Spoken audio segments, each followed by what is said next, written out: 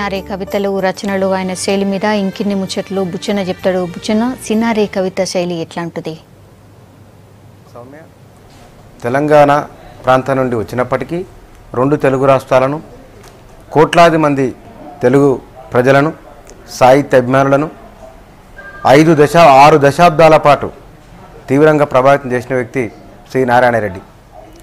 సింగిరెడ్డి నారాయణరెడ్డి కరీంనగర్ జిల్లాల హనుమాజిపేటలో పుట్టిన ఈయన 6-7 తరగతుల నుంచే ఆయన పద్యాలు రాయడం, అప్పటికున్న ఆ టైంలో ఉన్న నాటకాలు, బుర్రకథలు ఇవి కూడా రాసిండు. ఆయన 1950లోనే ఆయన రాసిన కవిత్వం అచ్చయింది. అప్పటి నుంచి ఆయన వరుసగా రాస్తూనే ఉన్నారు. కొంతమంది చేతుల్లో ఉన్న పాండిత్యాన్ని, తెలుగు సాహిత్యాన్ని బయటికి తీసుకొని వచ్చి మామూలు మందికి అర్థమయ్యేటట్లు, 10 చదివినా లేకపోతే ఏమైనా చదవకున్నా సరే వాళ్ళకు అర్థమయ్యేటట్లు రాసిన కవి ఈయన. 1960 నుంచి 1999-2000 వరకు తెలుగు సమాజం చాలా రకాల ఉద్యమాలను చూసింది. తెలుగు సమాజం మీద చాలా ప్రభావాలు ఉన్నాయి.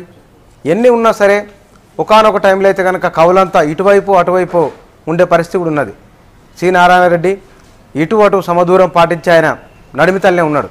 అందుకోసమనే ఆయన రాసిన పాటల్లో, ఆయన రాసిన పద్యాలల్లో ఆయన నన్ను దోచుకుందువటే వన్నెల దొరసాని అని అద్భుతమైన ప్రేమను చెప్తాడు. ఆయన వందే మాతర గీతం వరుస మారుతున్నది, తరం మారుతున్నది, స్వరం మారుతున్నది అని ఆయన కంటిలో తెలువని మంట రగులుతున్నది అని చెప్తాడు. ఆయన రంగు చీకట్ల గిరాకీ పెరుగుతున్నది అన్నాడు. ఆయన అంటే ఎంత అద్భుతంగా ఆయన ప్రేమ పాటలు రాస్తాడో, ఇద్దరి వ్యక్తులకు సంబంధించిన ప్రేమను ఎట్లా చెప్తాడో, సమాజంలో ఉన్న ప్రమాదాన్ని, సమాజంలో ఉన్న విషాదాన్ని కూడా అతనే చెప్తాడు.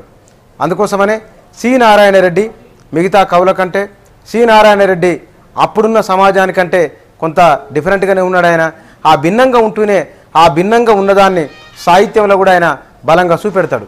అట్లా చూపెట్టిన కవులలో కొంతమంది మాత్రమే ఉన్నారు. ఆ కొంతమందిలో సి నారాయణరెడ్డి ఒకరు.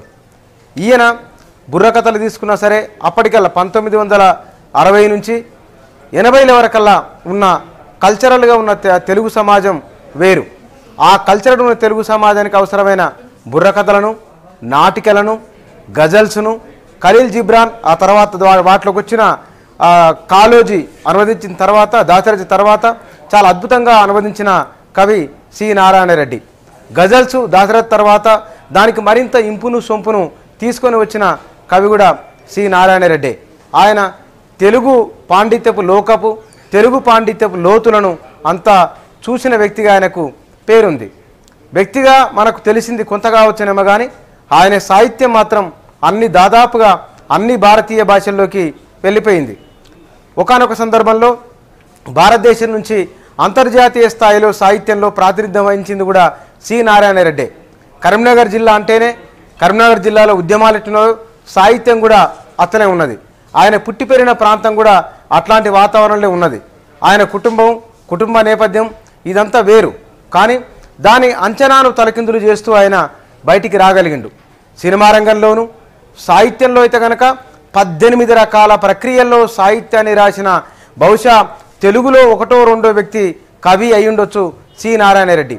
ఆయన అనగానే గుర్తొచ్చేది సినిమా పాటలు అనుకుంటాం, కానీ ఆయన సినిమా పాటలను కేవలం ఒక బిట్టు మాత్రమే. ఆయన రాసిన వాటిల్లో సాహిత్యానికి సంబంధించిన, భారతీయ పురాణ ఇతిహాసాలకు సంబంధించిన విషయాలు చాలా లోతులో ఉన్నాయి. దీనికంటే కూడా ఆయన రామాయణ, భారత, భాగవతాలను తీసుకొని రాసిన తీరు, ఆయన సాహిత్యంలో వచన కవిత్వంలో వాటిని ప్రతిఫలింపజేసిన తీరు చాలా అద్భుతంగా ఉంటుంది. ఆయన ప్రతీకలన్నీ కూడా మానవ సంబంధాల కేంద్రంగా ఉంటాయి. విశ్వంభర కానీ, ప్రపంచ పదులు కానీ ఆయన చెప్పుకున్న మాట.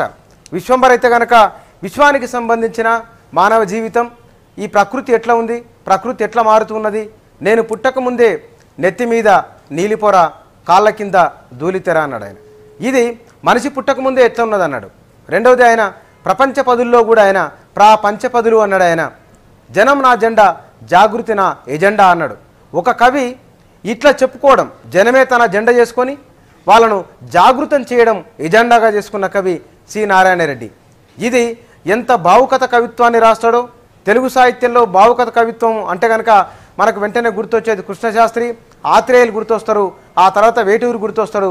కానీ వీళ్ళందరికంటే కూడా అద్భుతమైన పోలికలతోని అలంకారాలతోని విషయాన్ని చెడిపోకుండా అద్భుతమైన పాటలు రాసిన, సాహిత్యాన్ని రాసిన, విమర్శ చేసిన కవి, రచయిత, అన్నిటికంటే కూడా అద్భుతమైన విమర్శకుడు సి నారాయణ రెడ్డి. ఆయన ఉస్మానియా యూనివర్సిటీలో పాఠం చెప్తున్నప్పుడు 1980లో ఆయన రిటైర్మెంట్ అయ్యారు. అయినప్పటికీ కూడా ఆయన అట్లాగే క్లాసులు కొనసాగించారు. ఆయన పాఠాలు వినడానికి అన్ని క్లాసులకు సంబంధించిన రీసెర్చ్ స్కాలర్లు వచ్చి పాఠం వినేదట. ఒక ప్రొఫెసర్ పాఠం చెప్తున్నప్పుడు సొంతంగా ఆ క్లాసులో ఉన్న వాళ్ళు వినడమే అరుదు.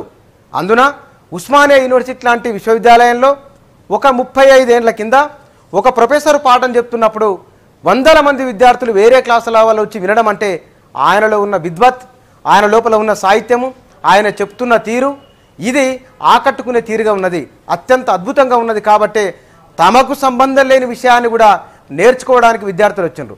ఎకనామిక్స్ విద్యార్థులు, సైకాలజీ విద్యార్థులు, ఇంగ్లీషు పాండిత్యం ఉన్న విద్యార్థులు కూడా వచ్చి సి నారాయణ రెడ్డి పాఠాలు వినేవారు.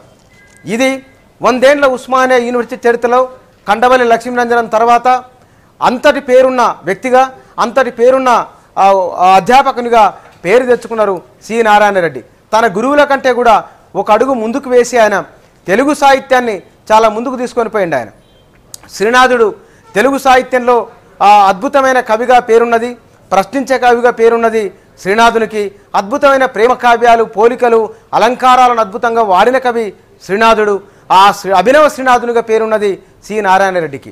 సి నారాయణ రెడ్డి వెనుకబడిన తెలంగాణలో పుట్టినా సరే కానీ సంపన్నమైన తెలుగు ప్రాంతాన్ని కూడా అంతకంటే సంపన్నవంతంగా, సంపద్వంతంగా సాహిత్యాన్ని ప్రభావితం చేసిన వ్యక్తి కూడా ఈయన్నే. ఈ తెలుగు నేల పైన వచ్చిన కవులలో తెలుగు భాషలో ఉన్న 1000 ఏళ్ల సాహిత్యంలో పాల్కురికి సోమనాథుడు, అనువాద సాహిత్యాన్ని తీసుకొచ్చిన నన్నయ్య భట్టు, ఎర్రప్రెగడ, తిక్కన, వీళ్ళ తర్వాత వచ్చిన అతి కొద్ది మంది, ఒక డజన్ మంది కవులను తీసుకుంటే కనుక ఆ డజన్ మంది కవులలో ఉన్న వ్యక్తి, మనం చూసిన వ్యక్తి, మన కాలంలో బతికిన వ్యక్తి, ఇప్పుడు మనకు దూరమైన కవి, విమర్శకుడు, సాహితీవేత్త సి నారాయణ రెడ్డి. సి నారాయణ రెడ్డి అన్ని రకాల ప్రక్రియలో తన సాహిత్యాన్ని కొనసాగించాడు. మిగతా వాళ్ళ కవిత్వానికి భిన్నంగా ఉంటుంది, చెప్పినట్లే ఉంటుంది విషయం. కొన్ని సందర్భాల్లో చాలా సూటిగా ఉంటుంది, ఇంకొన్ని సందర్భాలలో నర్మగర్భంగా ఉంటుంది, ఇంకొన్ని సందర్భాలలో ఇంత అద్భుతంగా చెప్పొచ్చున్న విషయాన్ని అనే విధంగా కూడా ఉంటుంది. తెలుగు సాహిత్యానికి కొత్త దారులు వేసిన వ్యక్తి, తెలుగు సాహిత్య కీర్తి పతాకను భారతీయ సాహిత్య లోకంలో వినివిధిలో తిప్పిన వ్యక్తి, అంతర్జాతీయ స్థాయిలో కూడా తెలుగు భాషకు, దాని వ్యక్తీకరణకు, ఛందస్సుకు, అలంకారానికి ప్రాణవాయువు అందించిన వ్యక్తి, అత్యంత అద్భుతంగా నిలబెట్టిన వ్యక్తి సి నారాయణ రెడ్డి. ఆయన రాసిన సాహిత్యంలో మనిషి కేంద్రంగా ఉన్నది, మానవ సంబంధాలు కేంద్రంగా ఉన్నవి. ఆర్థిక విషయాలు చెప్పినా, సామాజిక సంఘటన చెప్పినా ఇవన్నీ కూడా సి నారాయణ రెడ్డి అది ప్రకృతితో మిళితమైన, ప్రకృతిని తనలో కలుపుకున్న, మనిషిని మానవ సంబంధాలను తనతో కలుపుకున్న వ్యక్తీకరణే ఉంటుంది. అదే సి నారాయణ రెడ్డి అనుకోవచ్చు సౌమ్య. అట్లనే బుచ్చన్న చిన్నప్పుడు ఉర్దూ మీడియంలో చదివి తెలుగులో గింత గొప్పగా ఎట్లా రాసిండు మరి? ఇది సి నారాయణ రెడ్డి చిన్న వయసులోనే అతనికి ఛందస్సు ఏమిటో తెలియక ముందే రాసిన ఒక సీసపద్యం ఉన్నది. ఇది సీసపద్యం రాయాలంటే పూర్వరంగంలో కొంత అవగాహన ఉండాలి. అంటే మాత్రలు, అంటే అక్షరాలు. ఇప్పుడు కందపద్యానికి కొన్ని ఉంటాయి, సీసపద్యానికి కొన్ని ఉంటాయి, కొన్ని లెక్కలు ఉంటాయి వాటికి. ఇవి ఆయనకు తెలియకుండానే రాసిండు. బహుశా అప్పుడున్న చదువులలో ఉర్దూ మీడియంలో చదువుకోవడం, ఉర్దూ మీడియంతో పాటు అప్పటికే తెలంగాణ ప్రాంతంలో చదువు కోసమై, గ్రంథాలయాల కోసమై పెద్ద ఎత్తున ఉద్యమం జరగడం, తెలుగు భాష పట్ల మమకారం ఉండడం ఒక కారణం ఎంత. ఎందుకంటే ఆయన కూడా అప్పుడు నిజాం వ్యతిరేక పోరాటంలో పాల్గొన్న వ్యక్తి కూడా సి నారాయణ రెడ్డి. కాబట్టి ఈ ఉర్దూ నేర్చుకున్నాడు, ఉర్దూతో పాటు తెలుగు నేర్చుకున్నాడు, ఇంగ్లీషు నేర్చుకున్నాడు. ఆయన తాను పుట్టి పెరిగిన మాతృభాషను అంత బలంగా రావడానికి, వాస్తవానికి మీరు అడిగిన మంచి ప్రశ్న అది. ఆయన అప్పటికి తెలంగాణ సమాజంలో ఉన్న నాటకాలు, కథలు, బుర్రకథలు, మిద్దెరాముల సొంటి వాళ్ళతో ఆయనకున్న స్నేహము, ఇదంతా కూడా బాగా పనిచేసింది.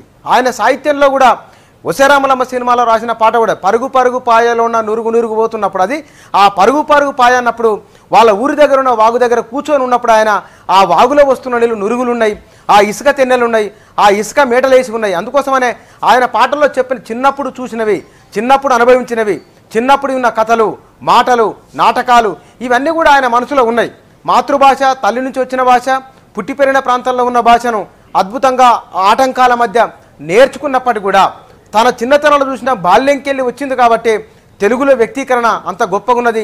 తెలుగు భాష పట్ల, తెలుగు అక్షరాల పట్ల అంత ప్రేమ ఉన్నది ఆయనకు. ఉర్దూలో కూడా ఆయన చాలా అద్భుతంగా రాయగలరు. అయితే పుట్టి పెరిగిన ప్రాంతంలో ఉన్న సామాజిక, రాజకీయ, సాంస్కృతిక పరిస్థితుల బహుశా తెలుగు భాషను ఇంత బలంగా గుర్తుంచుకోవడానికి, తెలుగు భాషలో ఉన్న ఆ మాధుర్యాన్ని, పోలికలను, అల్లికలను, అలంకారాలను పట్టుకొని అంత అద్భుతంగా రాయడానికి ఆయనకు దోహదం చేసింది. తన చిన్నతనంలో ఉన్న స్నేహితులు, చిన్నతనంలో ఉన్న ఊరి వాతావరణం, చిన్నతనంలో మాట్లాడిన మాటలు, అందుకోసమనే బొంబాయికి బతకడానికి వెళ్ళిన ఒక ఆ వ్యక్తి గురించి రాస్తూ తన తల్లిదండ్రులు పడే ఆవేదన కూడా ఆయన మాటల్లో వచ్చింది. అది అందుకే అంటాడు, సుఖమియ్యలేని పైసలు సంపాదన ఎందుకు ఆ సంపాదన, ఎన్ని సంపాదిస్తే ఉంది ఇంత సుఖం ఉండాలి కానీ అని అంటాడు ఆయన. ఇది బతుకుదెరువు కోసం ఇవాళ అమెరికా పోతున్నకు అప్లై అవుతుంది, ఐరోపా వేటలో కూడా అప్లై చేసుకోవచ్చు. దాన్ని సుఖమివ్వలేని సంపాదన మనిషికి ఎందుకు అనేది ఇది ఒక సామాజిక సంఘర్షణ దీంట్లో కనబడుతుంది మనకు. ఇదంతా ఎక్కడి నుంచి వచ్చింది? ఇది ఆ పుట్టి పెరిగిన వాతావరణంలో ఆయన ఉన్నాడు. వాళ్ళ ఊరుంది, హనుమాజిపేట ఉంది. హనుమాజిపేటకు దగ్గరలో ఆనుకొనున్న ఒక వాగు ఉంది. దాని చుట్టుముట్టు చేలు ఉన్నాయి, చిలకలు ఉన్నాయి, మనుషులు ఉన్నారు, సంబంధాలు ఉన్నాయి. అందుకోసమనే ఆయన తెలుగు భాష పట్ల ఇంత మమకారాన్ని పెంచుకోవడానికి తన ఊరు, తన వాతావరణం, తన కుటుంబం, తన తల్లిదండ్రులు, తన స్నేహితులు ఇవన్నీ కూడా పనిచేసినాయి. ఆ మాతృభాషలో ఉర్దూ మీడియంలో చదువుకున్నప్పటికీ కూడా మాతృభాషలో వచ్చినంత గొప్ప వ్యక్తీకరణకు ప్రధానమైన కారణం తన ఊరే అనుకోవచ్చు. ఆ ఊరులోకెళ్ళి వచ్చింది కాబట్టి ఆయన రాసిన చాలా సినిమా పాటలలో ఎక్కువ పేరు వచ్చిన పాటలలో కూడా అదే ఉన్నది. మబ్బులో ఏముంది ఆ మనసులో ఏముంది అన్నాడు. ఆ మబ్బులో ఏమున్నది, ఈ మనసులో ఏమున్నది. ఆ మబ్బులో అంటే ఆ మబ్బులు పట్టణంలో ఉంటే కనపడమేమో కానీ ఊరిలో ఉంటే మబ్బులు కనిపిస్తాయి. ఎదుటి వాళ్ళ మనసులో ఏముందో కూడా తెలుసుకోవడానికి అవకాశం ఉంటుంది. ఆయన అన్నది అదే, ఆ మబ్బులో ఏముంది, నీ మనసులో ఏముంది అనే ఒక ప్రేమ పాట రాసినా సరే, లేకపోతే కనుక తీవ్రమైన ఆవేదనతో కూడిన ఉన్న ప్రశ్నించే పాటలు రాసినా సరే, ఇవి సి నారాయణ రెడ్డి అన్ని రకాలుగా సమాజం నుంచి తాను ప్రభావితమై తాను సమాజాన్ని ప్రభావితం చేసిన కవి సి నారాయణ రెడ్డి. ఒక 50 సంవత్సరాలుగా సాహిత్య రంగంలో ప్రధానంగా 40 ఏళ్ళు అయితే కనుక ఖచ్చితంగా ఆయన సమాజాన్ని, తెలుగు సాహిత్యాన్ని తీవ్రంగానే ప్రభావితం చేసిండు. తెలుగు సాహిత్యంలో సి నారాయణ రెడ్డికి ప్రత్యక్షంగా, పరోక్షంగా గురువుగా స్వీకరించిన వారు ఎంతోమంది ఉన్నారు. ఇవాళ తెలుగు సమాజంలో రాస్తున్న కవులు అంటే ఏ శిబిరం వైపు లేకుండా సాహిత్యాన్ని రాస్తున్న వాళ్ళంతా కూడా ఖచ్చితంగా సి నారాయణ రెడ్డికి సంబంధించిన శిష్యులే అంటారు, ఆయన చేత ప్రభావితమైన వాళ్ళు అంటారు. అందుకోసమనే ఈ మధ్యకాలంలో వచ్చిన వచన కవిత్వంలో, వచన సాహిత్యంలో, కథలలో కూడా వారు చేసిన అల్లికలు కానీ, పోలికలు కానీ, అలంకారాలు కానీ, ఛందస్సులు కానీ, ఈ వ్యక్తీకరణలన్నీ కూడా సి నారాయణ రెడ్డి రాసిన సాహిత్యంలోకి వెళ్ళే కనపడతాయి. ఆ కోణం నుంచి, ఆ మూలాల నుంచి, ఆ వేదనలో నుంచి ఆ వ్యక్తీకరణ మనకు కనపడుతుంది. ఆ వ్యక్తీకరణకు మూలం ఇక్కడ సి నారాయణ రెడ్డి. ఈయన కంటే ముందు తెలుగు సాహిత్యంలో చాలామంది ఉన్నారు. అది కేవలం మనం తెలుగు సాహిత్య గిడుగు రామూర్తి పంతులు, గురజాడ అప్పారావు, గుర్రం జాషివా, ఆ తర్వాత ఇంకెవరైనా చెప్తామంటే కనుక అంతో ఇంతో చెప్పుకోవాల్సిన లేదా బాగా పేరున్న కవి విశ్వనాథ్ సత్యనారాయణ. ఆ తర్వాత జ్ఞానపీఠ అవార్డు గడితే మొన్న పాకుడు రాళ్ళు రాసిన కవి ఉన్నాడు ఆయన తప్ప ఇక గొప్పగా చెప్పుకోదగిన వారి తెలుగు సాహిత్యంలో మనకు అంతగా కనబడరు. అయితే కొన్ని శిబిరాలలో కొన్ని అంటే విరసంలోను, అరసంలోను, ఇంకా కొన్ని రచయితల సంఘాలలో కొంతమంది మనకు ఉన్నారు. కాకపోతే కనుక అన్ని శిబిరాలను సమన్వయం చేసుకుంటూ అన్ని శిబిరాల మధ్య సమతూకం పాటిస్తూ వెళ్ళిన కవి సమాజ పక్షం ఉన్నాడు, సమాజంలో ఉన్న మానవ సంబంధాల పక్షం ఉన్నాడు, ప్రశ్నించమని చెప్పిండు ఆయన. ఈ అన్ని రకాలు ఉన్న కవి సి నారాయణ రెడ్డి. సౌమ్య. ఓకే బుచ్చన్న.